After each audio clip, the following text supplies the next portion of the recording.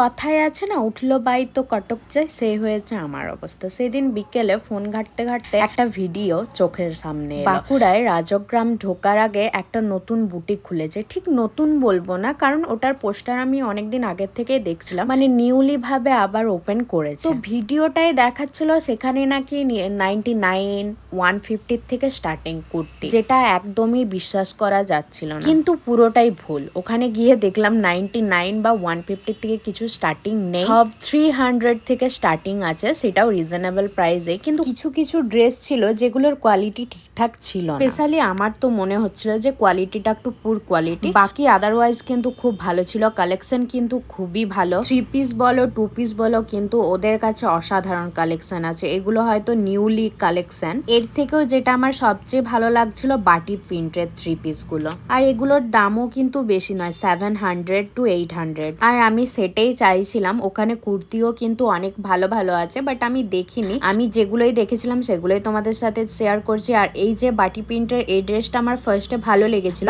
তারপর এটাও ভালো লেগেছিল, কিন্তু আমি চুজ করেছি অন্য একটা, কারণ এই কালারগুলো তো আমি ইউজ করেই থাকি। এই যে আগুন আগুন কালারটা, এই কালারটা আমার সবচেয়ে ভালো লাগলো। আর এই যে এই কুর্তিগুলো এখন খুবই ট্রেন্ডিং চলছে, দামও কিন্তু ওদের কাছে রিজনেবল প্রাইস। এখন আমার মনে আসছে না কত বলেছিল, তবে ওদের কাছে যাই আছে সব কিন্তু নিউ কালেকশন। আর বেরিয়ে যাওয়ার সময় এই যে এই ড্রেসটা দেখলাম, এটা এখন খুবই ট্রেন্ডিং চলছে। ড্রেসের সামনেটা একটু অড আছে বলে কেউ নিতে চাইছে না, আই মিন সবাই ট্রোল করছে ওটার জন্য। এরপর আমি গিয়েছিলাম জুনবেদিয়া মোড়, কারণ সেখানে আমার একটা বন্ধুর সাথে মিট করার ছিল, আর সে আমাকে 2টো আইসক্রিম খাওয়ালো। বাঁকুড়াতে এত ঠান্ডা, এখনো ঠান্ডা কমার নাম নেই, আর আমি নির্লজ্জের মতো আইসক্রিম খেতে খেতে চলে এলাম পুয়া বাগানের এই ফাস্ট ফুড সেন্টারে। কারণ এই সোমনাথদার ফাস্ট ফুড সেন্টারের চিকেন কাটলেট, ও ভাই সাব, সেই টেস্ট। আর তোমরা যদি জিজ্ঞেস করে থাকো এই ফাস্ট ফুড সেন্টারে বাকি খাবারগুলো, কারণ আমি কিছু জানি না, আমি কোনোদিন ওই দোকানে বাকি খাবার কখনো টেস্টই করিনি। কারণ চিকেন কাটলেটটা আমার এত ভালো লাগে,